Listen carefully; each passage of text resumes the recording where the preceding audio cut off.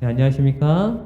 하나님의 은혜와 평강이 여기 계신 모든 분들에게 함께 있게 되기를 바라겠습니다. 오늘도 하나님의 말씀을 통해서 함께 은혜를 나누겠습니다. 네, 하나님의 말씀 누가복음 19장 1절에서 10절에 있는 말씀을 다 같이 보도록 하겠습니다. 누가복음 19장 1절에서 10절에 있는 말씀입니다. 예수께서 여리고로 들어가 지나가시더라. 삭개오라 이름하는 자가 있으니 세리장이요 또한 부자라.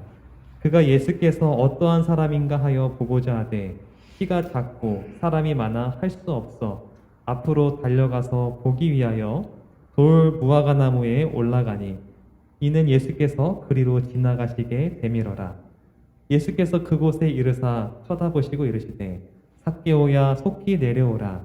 내가 오늘 내 집에 유하여야겠다 하시니 급히 내려와 즐거워하여 영접하거늘 뭇 사람이 보고 수군거려 이르되 저가 죄인의 집에 유하러 들어갔도다 하더라. 삭개오가 서서 죽기 어찌하오되 주여 보시옵소서 내 소유의 절반을 가난한 자들에게 주겠사오며 만일 누구의 것을 속여 빼앗은 것이 있으면 내 값들이나 갚겠나이다. 예수께서 이르시되 오늘 구원이 이 집에 이르렀으니 이 사람도 아브라함의 자손이미로다. 인자가 온 것은 잃어버린 자를 찾아 구원하려 함이니라. 아멘. 네, 감사합니다. 이 이야기, 오늘 이 본 말씀 이야기는 삭개오 이야기입니다. 여러분 삭개오가 신분이 무엇입니까? 세리장입니다. 그리고 재력이 어떻습니까? 부자라고 되어 있습니다. 여러분 성경에 이미지들이 있습니다. 물 하면 어떤 이미지입니까? 물 하면? 물은 성경에서 어떤 이미지입니까? 성령, 하나님, 그런 이미지이고, 어쨌든 이 물은 긍정적인 이미지입니까? 부정적인 이미지입니까? 아주 긍정적인 이미지죠. 그렇죠? 비둘기는요? 네, 평화, 순결, 네, 똑같이 긍정적인 이미지입니다. 그렇죠? 그렇다면 세리는 어떤 이미지입니까? 세리, 성경의 세리는 토색, 그리고 부정, 부패, 그거의 상징 아닙니까? 그래서 성경의 세리는 죄인이라고 했습니다. 세리는. 네, 그래서 세리라고 하는 이미지는 아주 부정적인 이미지예요. 그럼 부정적인 이미지인데 이 삭개오가 세리 중에 무엇입니까? 세리장입니다. 장. 그러면은 얼마나 많이 해먹은 겁니까? 그렇죠? 얼마나 많이 해먹어야 그 자리에 올라가는 거예요. 그러니까 얼마나 사람들이 이 삭개오를 싫어하고 미워하고 증오했을까 우리가 좀 알 수 있습니다. 거기다가 그 사람이 부자입니다. 그 부는 어떻게 축적했을까요? 딱 정해진 세만 거두면 되는데 그것이 아니라 2배로, 3배로, 4배로 더 받고 그것으로 사는 거 아닙니까? 그것으로 부를 축적한 거 아니겠습니까?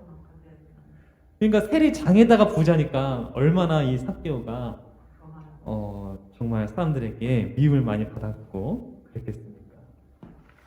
근데 여러분 이런 삭개오가 8절에 보니까 뭐라고 말하냐면 주여 보시옵소서 내 소유의 절반을 가난한 자들에게 주겠사오며 라고 말합니다. 여러분 이 완고하고 정말 완악하고 자기밖에 모르고 그럴 것 같은 그런 삭개오가 지금 변했습니다. 그렇죠?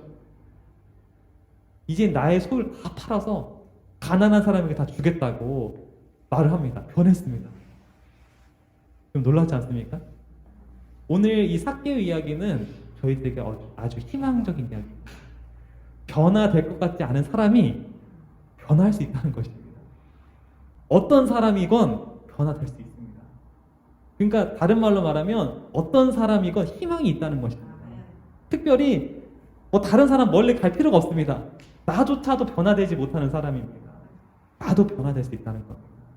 그래서 이 삭개오 이야기는 저에게 어마어마한 복음의 메시지를 갖고 있습니다. 나도 또한 변화될 수 있다. 여러분 어떻게 삭개오가 무릎 꿇고 이런 고백을 할 수 있었을까요? 어떻게 삭개오가 변화할 수 있었을까요? 여러분 어떻게 변화할 수 있었을까요? 이 사케오가. 한번 우리가 사케오가 어떻게 변화되는지 좀 살펴보는 시간을 좀 갖겠습니다. 3절에 보면 이 사케오가 예수님을 보려고 가는데 사람들이 많아가지고 할 수 있어요, 없어요? 볼 수가 있습니까, 없습니까? 볼 수가 없었다고 해요. 할 수 없어. 그러면은 어떻게 해야 돼요? 그냥 에이 오늘은 뭐 운이 없는 날이네 하면서, 그리고 아니면 앞에 나를 가로막고 있는 사람한테 너 내가 비키라고 했는데 안 비켜? 너 다음에 내가 더 세금 많이 거둘 거야 이렇게 하고 갈 수도 있어요. 그렇죠? 그게 나쁜 마음 품고 갈 수 있어요. 그냥 사케오는 포기하지 않고 어떻게 합니까? 나무 위에 올라가지 않습니까? 여러분 그 어른이, 그 지위와 위치가 있는 그 사람이, 또 잘 갖춰져 있는 옷을 입고 있는 사람이 그 나무에 올라간다는 것은 여러분 무엇을 의미할까요? 굉장히 여러분 어린아이 같은 모습인 거 아닙니까? 그렇죠? 이 사케오가 뭔가 마음의 변화가 있는 듯 보이지 않습니까? 그렇죠? 옛날과 같지가 않아요. 사케오가 지금 아주 뭔가 간절하고, 뭔가 뭐랄까요, 간절하고 어떤 갈망이 있어요. 이 사케오한테. 전에는 없었어요. 그렇죠? 네, 전에는 뭐 자기밖에 모르고 자기 혼자 살고 자기 맛에 잘 살았는데 지금은 뭔가 달라요. 태도가. 지금은 뭔가 갈증이 나고 어떤 거에 향한 열망, 어떤 거에 목마름이 있어요. 이 사케오가. 그러니까 뭔가 변화된 거예요. 마음이 뭔가 변화가 일어난 겁니다. 여러분 사케오에게 어떤 일이 있었기에 이렇게 예수님을 보고 싶고 뭔가 이렇게 마음에 조금의 변화가 좀 있었을까요? 어떤 사건이 있었기에? 그러니까 예수님 만나기 전에 이미 사케오의 마음은 움직이기 시작했어요. 무슨 일이 있었을까요? 이 본 말씀 보면 1절에 사케오가 어디에 삽니까? 여리고라는 지역에 살아요. 여리고. 그럼 여리고는 어디입니까? 여리고는 어디입니까? 여리고는 요단강 근처에 있는 거예요. 여러분 요단강에서 누가 말씀을 선포했습니까? 침례 요한이 말씀을 선포하지 않았습니까? 침례 요한이 뭐라고 선포했냐면 누가복음 3장 말씀을 한번 보겠습니다. 누가복음 3장 3절 말씀입니다.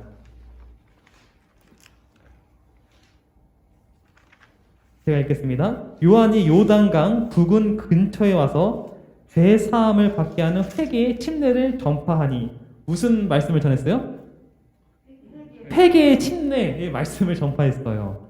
그러면서 쭉 얘기를 하기를 12절 13절을 읽겠습니다.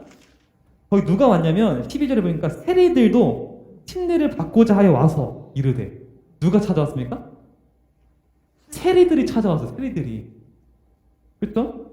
그래서 선생이여 우리는 무엇을 하리이까 하매 13절 이르되 부가된 것 외에는 거두지 말라 하고. 그렇죠? 그러니까 이 침례 요한의 이 말씀을 듣기 위해 세리들이 막 많이 찾아왔는데 그 중에 누가 있었을까요? 저는 개인적으로 사케오도 왔을 것 같다는 생각이 들어요. 이미 이 천국 복음을, 이 회개의 이 복음을 이 사케오가 들었을 거라고 저는 생각합니다. 이 말씀이 아니었다면 그런 변화가 없었을 거예요. 근데 이 말씀이 처음에 선포된 것을 들었고 사케오는 굉장히 신령 가운데 괴로움, 양심의 가책을 느꼈을 거예요. 누가복음 3장 2절에 보면 이렇게 되어 있어요. 안나스와 가야바가 대제사장으로 있을 때에 하나님의 말씀이 빈들에서 사가랴의 아들 요한에게 임한지라. 그렇죠? 뭐가 침례 요한한테 임했습니까? 하나님의 말씀이 임했고 그 하나님의 말씀을 침례 요한이 전했는데 그 말씀이 이 사케오를 변화시켰어요. 여러분 하나님의 말씀이 무엇이기에 사람을 변화시킬까요? 여러분 사람이 왜 변화되는가요? 어쩔 때 변화되죠? 사람이? 말씀에 뭐가 있기에 이렇게 변화되냐는 거예요. 함께 우리 찾아보겠습니다. 디모데후서 3장 16절 말씀입니다. 네, 디모데후서 3장 16절 말씀 보겠습니다. 모든 성경은 하나님의 감동으로 된 것으로 교훈과 책망과 바르게 함과 의로 교육하기에 유익하니라고 되어 있어요. 여러분, 모든 하나님의 말씀에는 뭐가 있습니까? 하나님의 뭐가 있습니까? 하나님의 감동. 여러분, 이게 핵심이에요. 이게 보통 책이 아니에요. 하나님의 감동이 있어요. 여러분, 사람이 언제 변화되는지 아십니까? 언제 마음이 움직이는지 아십니까? 감동받았을 때, 감동받았을 때. 그렇지 않습니까? 여러분, 감동받으면 그렇게 움직이지 않을 것 같은 그 마음이 움직입니다. 진짜 그래요. 그러니까 그 침례 요한이 말씀을 선포했을 때 이 삭개오가 감동을 받은 거예요. 그것도 다른 감동이 아니라 하나님의, 하늘의 감동을 받은 거예요. 그래서 이 삭개오 마음이 변화되고 이렇게 마음이 움직이기 시작한 겁니다. 여러분, 감동 받으시기 바랍니다. 특별히 하늘의 감동 많이 받으시기 바랍니다. 그런 변화될 수 있어요. 그래서 하나님 말씀 속에 하나님의 감동 정말 많이 받으시기 바라겠습니다. 그리고 우리가 감동을 주는 사람이 돼야 돼요. 우리 가정에 내가 아내에게, 남편에게 먼저 감동을 주는 사람이 돼야 합니다. 제가 지금 생각해 보니까 결혼하기 전에는 정말 많은 이벤트들, 많은 편지들 써가지고 감동을 많이 줬거든요. 근데 이제 결혼을 이제 하고 나서 좀 시간 흐르니까 감동을 주기는커녕 실망만 주고 상처만 주고 그냥 그러고 있더라고요. 감동을 주지 못하는 사람이 되고 있더라고요. 만약에 우리가 감동을 주는 사람이 된다면 일찍이 벌써 우리 가정은 변화되고 우리 직장은 이미 변화되고 우리 교회는 변화될 것입니다. 여러분, 우리가 정말 감동을 주는 그런 사람이 되기를 간절히 바라겠습니다.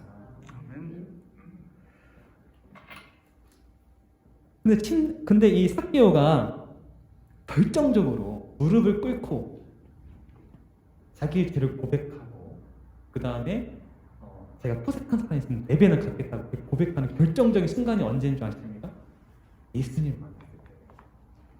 삭개오가 예수님 만나기 전에 이런 말을 했어요. 본인이.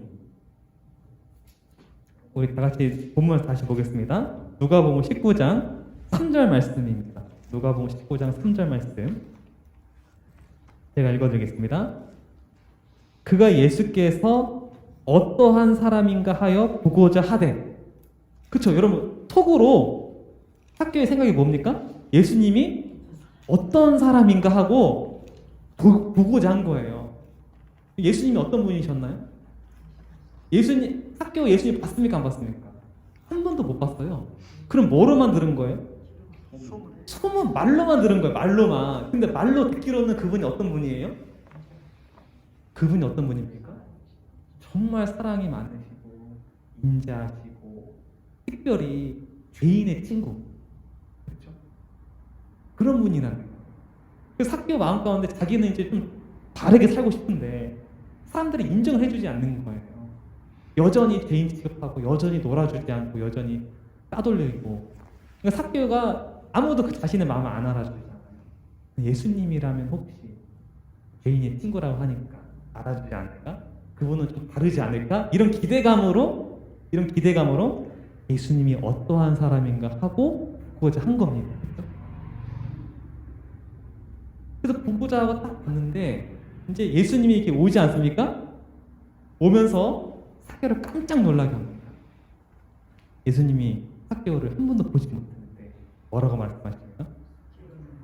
삭개오야 내려오너라. 이름 한 번도 보지 못합니다. 만약에 여러분 한 번도 보지 못한 사람이 제 이름을 부르고 내려오라고 하면 어떻겠습니까? 여러분, 이 삭개오야 내려오너라라고 하는 이 말씀 안에는 굉장히 많은 의미가 덮어져 있어요. 이 말은 무슨 말이냐면 내가 너를 이미 다 알고 있단다라고 하는 의미가 들어있어요. 너가 남모르게 흘렸던 눈물, 사람들에게 상처받았던 모든 것들 내가 다 알고 있단다. 삭개오야, 내가 다 알고 있단다. 그게 다 느껴지지 않겠습니까? 그렇죠? 그리고 내려오라라고 하는 말 속에 이게 무슨 말인가? 내려와서 내가 오늘 너희 집에 입교하겠다. 그러니까 내가 너와 친구가 되고 싶다. 이런 말을 하고 내려오라. 그 고독하고 외로운 그 자리에서 이제 내려오라. 이제 내게 쉬라. 그렇죠? 그 상처받고 괴로웠던 그 자리에서 이제 내려오라. 그 죄의 무거운 짐에서 이제 벗어버리고 내려오라. 그 삭개오야 내려오라고 하는 그 말 안에는 하나님의 그 사랑, 예수님의 사랑이 아주 짙게 들어있어요. 그래서 삭개오가 예수님이 어떤 사람인가 하고 보자고 딱 봤는데 예수님이 어떤 분이에요, 정말? 말 그대로 정말 인자하시고 자상하시고 따뜻하고 인간미가 있고 죄인의 친구였던 거예요. 그러니까 삭개오가 감동을 받은 거예요. 자기가 들었던 그 소문하고 그 예수님이 똑같잖아요, 그렇죠? 그 현실에 나타난 거예요. 그러니까 삭개오가 아주 큰 감동을 받은 거예요. 여러분 언제 사람이 가장 큰 감동을 받을까요? 네, 나를 알아주고 이해해줄 때. 그것도 맞습니다. 결정적인 것은 예수님이 지금까지 무엇을 가르쳤습니까? 사랑을 가르쳤죠. 말을 많이 하셨어요. 예수님께서 많이 가르쳤습니다. 근데 그 말하고 삶이 어떻게 합니까? 일치합니다. 사람이 언제 배신감을 느끼냐면 그 사람이 정말 겉으로는 말은 잘합니다. 그리고 뭐 주장은 말 잘합니다. 그럴듯하게. 근데 삶을 들여다보면 어떻습니까? 완전 정반대인 거예요. 사랑을 외치는데 삶은 정반대인 거예요. 고집 있고 자기 주장하고 자기 생각만 하고 얼마나 사람들이 실망하고 그래서 사람들이 떠나고 그렇게 되는 거 아니겠습니까? 가장 사람들이 감동받을 때는 말과 행동이 일치되는 그 삶이에요. 말씀이 내 삶에 이루어지는 그 모습이 가장 감동적인 모습 아니겠습니까? 예수님 어떤 분이셨습니까? 말씀이 육신이 되신 분이에요. 그분은 말씀과 삶이 완전 일치하신 분이에요. 그러니까 많은 사람들이 예수님 보면 어떻게 합니까? 감동받지 않을 수가 없는 것입니다. 저와 여러분들이 정말 이런 감동을 줄 수 있는 사람이 됐으면 좋겠습니다.